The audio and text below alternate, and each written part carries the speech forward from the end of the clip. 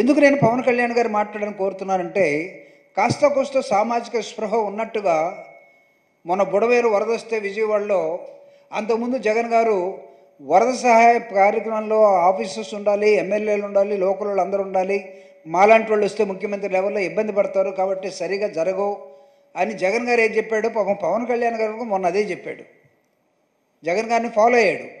చంద్రబాబు నాయుడుతోటి పోటీపడి నేను ఆయన సింగనగర్లో తిరుగుతుంటే నేను ఇంకొక నగర్లో తిరిగితే ఇబ్బంది పడతాం, కానీ let the welfare activities Goa అని చెప్పి వదిలేశాడు. ఇప్పుడు ఈ బాధ్యత దాదాపు ఒక 5,000 సీట్లు, మెడికల్ సీట్లు ప్రభుత్వ పరంగా ఉండాల్సినటువంటివి తండ్రి కొడుకులు కుటుంబం కలిసి ప్రైవేటైజేషన్ చేస్తూ ఉంటే, దీనిలో పేద వర్గాలకి, దళితులకు కానీ, బీసీలకు కానీ, మిగతా ఓసీల్లో ఉన్నటువంటి పేదలకు కానీ ఒక్క మెడికల్ సీట్ కూడా రాకుండా చేసే విధానాన్ని, అంటే వాళ్ళు కొనుక్కోవాలి, కొనుక్కునే శక్తి ఎవడుకుంటుంది?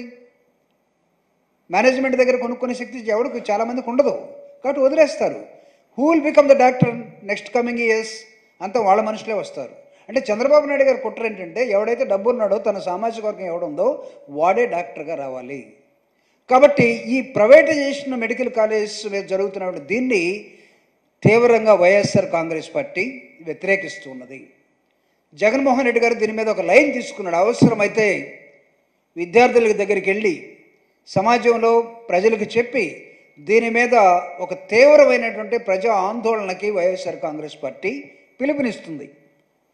ఒక పక్క మోడీ అమ్మేస్తాడు, ఎల్ఐసిని అమ్మేస్తాడు, విశాఖ స్టీల్ ప్లాంట్ అమ్మేస్తాడు, బిహెచ్ఎల్ అమ్మేస్తాడు, మిధాని అమ్మేస్తాడు, బీడీఎల్ అమ్మేస్తాడు, ఈసీఎల్ అమ్మేస్తాడు, మొత్తం everything, all public sectors closed. అంటే పేదవాడు ఎవడో కూడా పబ్లిక్ సెక్టర్లో ఉద్యోగం చేయడానికి లేదు, వాళ్ళ లైఫ్ మార్చడానికి ఏమాత్రం వీలు లేదు. ఇప్పుడే ఐ థింక్ బీజేపీ కూడా మొత్తం రాజ్యాంగాన్ని ఎత్తేసే దశలోకి వెళ్ళిపోయాడు.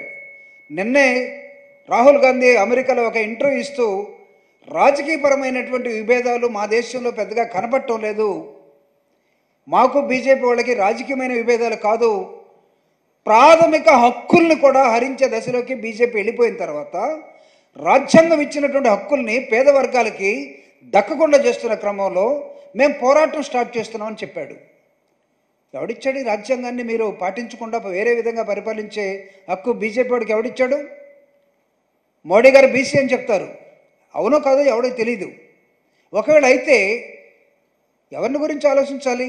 అసమానతలు ఉన్నటువంటి సమాజాన్ని సమానత్వం వైపు తీసుకురావటం కోసం డాక్టర్ బాబాసాహెబ్ అంబేద్కర్ ఇచ్చినటువంటి ఈక్వాలిటీ అనేదాన్ని ఏం చేశారు అంటే, ప్రభుత్వంలోకి వస్తే 10-15 సంవత్సరాలు మీరు మొత్తం ఈవీఎంల పేరుతోటో లేకపోతే ఇంకో దుర్మార్గం పేరుతోటో మీరు ఏలేసి ప్రతి పబ్లిక్ సెక్టర్ని, నెహ్రూ హయాంలో పెట్టినటువంటి ప్రతి పబ్లిక్ సెక్టర్ని, రాజశేఖర రెడ్డి గారు ఇచ్చినటువంటి విద్యా, ఉద్యోగం, అదేవిధంగా హెల్త్, దీనిలో ఇవన్నీ మీరు నాశనం చేస్తూ ఉంటే చూస్తూ ఊరుకోవడానికి చంద్రబాబు నాయుడు గారు వీనో కొత్తగా వచ్చినటువంటి ఆర్టిఫిషియల్ ఇంటెలిజెన్స్ లాగా లేకపోతే ఒక రోబోలాగా చంద్రబాబు నాయుడు గారు ఒక మానసికమైనటువంటి మనిషి లక్షణాలు ఎక్కడా లేకుండా ఒక రోబో లక్షణాలతోటి ఆయన పరిపాలించే విధానం, మాట్లాడే విధానం కనపడతా ఉంది.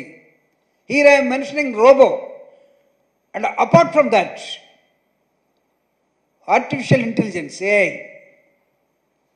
మెషిన్స్ మనం ఏది కమాండ్ ఇస్తే అది మాట్లాడుతుంది.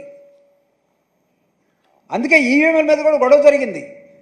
చాలామంది చెప్తున్నారు పోయినసారి జరిగిన ఎన్నికల్లో, అంతకుముందు జరిగిన ఎన్నికల్లో, ఈ ఎన్నికల మీద మాకు చాలా అభ్యంతరాలు ఉన్నాయి, కానీ ఎలక్షన్ కమిషన్ పట్టించుకోదు, సెంట్రల్ గవర్నమెంట్ పట్టించుకోదు, కోర్టులు పట్టించుకోదు. ఎక్కడికి వెళ్ళాలి?